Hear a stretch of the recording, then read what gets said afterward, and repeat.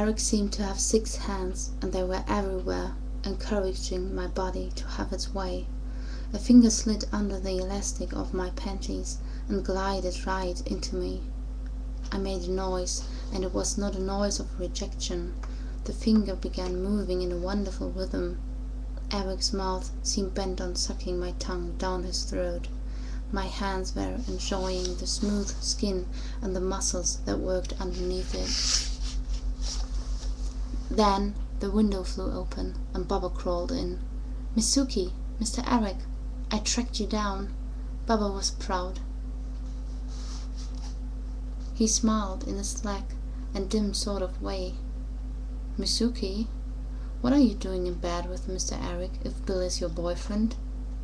"That is a real good question, Baba," I said. I tried to sit up, but I couldn't do it. I made a little pain sound, and Eric cursed in another language. "I'm going to give her blood, Baba," Eric said. "Let me tell you what I need you to do." "Sure," Baba said agreeably. "Since you got over the wall and into the house without being caught, I need you to search this estate.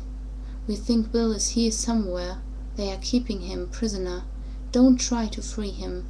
This is an order. Come back here and tell us when you have found him. If they see you, don't run. Just don't say anything. Nothing. Not about me or Sookie or Bill. Nothing more than, 'Hi, my name is Baba.'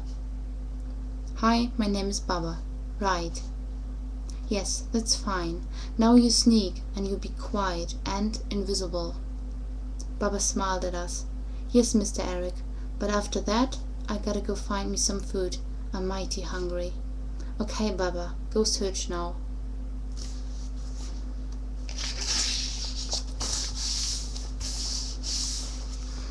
Eric sat up against the headboard. The silk boxes were royal blue. He spread his legs, and I could see up the leg hole. Oh, Lord! I had to close my eyes. He laughed. "Sit up with your back against my chest, Sookie. That will make you more comfortable." He carefully eased me up against him, my back to his chest, and wrapped his arms around me. It was like leaning against a firm, cool pillow.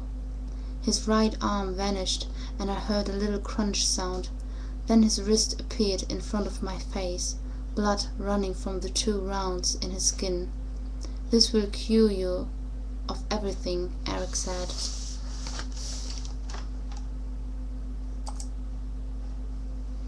I hesitated, then derided myself for my foolish hesitation.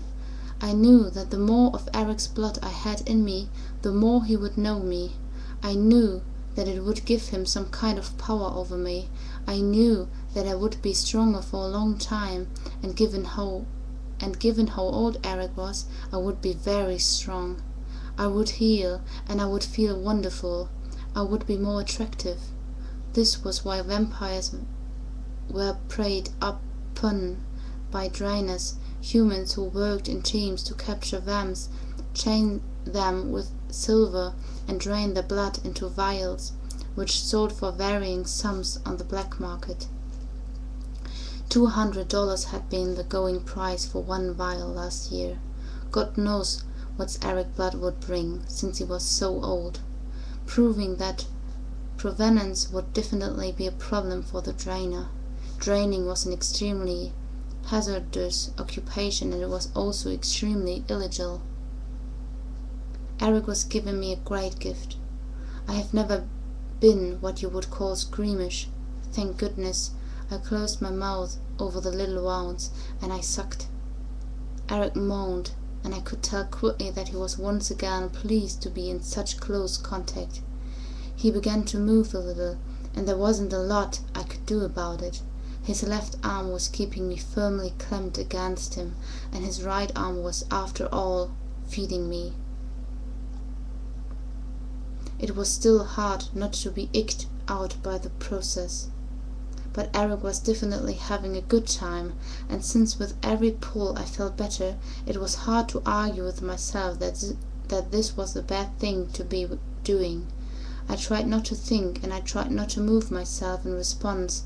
I remembered the time I'd taken Bill's blood because I needed extra strength, and I remembered Bill's reaction.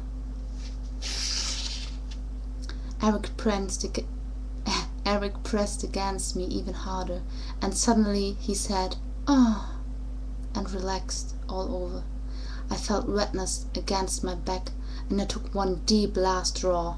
Eric groaned again, a deep guttural sound, and his mouth trailed down the side of my neck. "Don't bite me," I said.